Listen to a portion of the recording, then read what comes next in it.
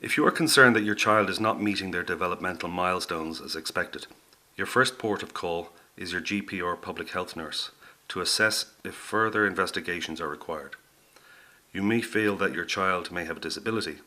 You can request an assessment of need, or AON, through your local HSE centre by completing the AON application form and sending it to the Assessment of Need officer in your area. The AON officer will coordinate the assessment process and give you a statement of needs once all relevant therapists have written their findings. This can take up to a year and may not necessarily result in a specific diagnosis, but your child's needs will be outlined in the statement. Some children may be referred to the local HSE primary care team directly by a GP or hospital, and if your child has complex needs, they will be referred to your local disability network team. Both types of teams cover the same geographical area and are made up of a range of therapists. The Disability Network team looks after all children with complex needs, and the therapists work closely together in what is called an interdisciplinary model. While all primary care teams are managed by the HSE, the Disability Network teams may be located and managed by a service provider other than the HSE, but will cater for all children with complex needs in a geographical area, regardless of diagnosis and school setting. The Disability Network teams may be a birth to 18-year team or be divided into early intervention and school-aged teams, depending on local arrangements.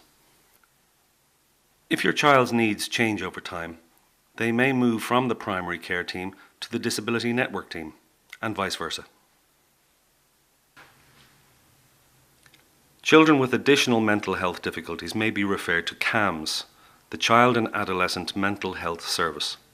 CAMS is a HSE service but may operate through a service provider in your area and be known by another name. Children only see therapists for a short amount of time during a therapy session, so it is important that the therapist skills up the parents to be able to deliver the child's program or recommended actions as frequently as possible throughout the child's day or week to get the most out of the interventions. Parents may also be offered courses to attend on communication methods, parenting skills, and behavioural management. Siblings workshops may also be offered by some services. Some children who have complex needs may get a home care package from the HSE or centre-based respite.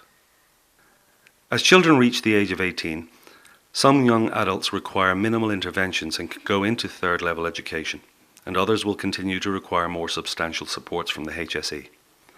It is important for parents and the young person to start planning for transition to adult services or further education well in advance of the child's 18th year, as some negotiation for funding and finding a suitable programme may be required.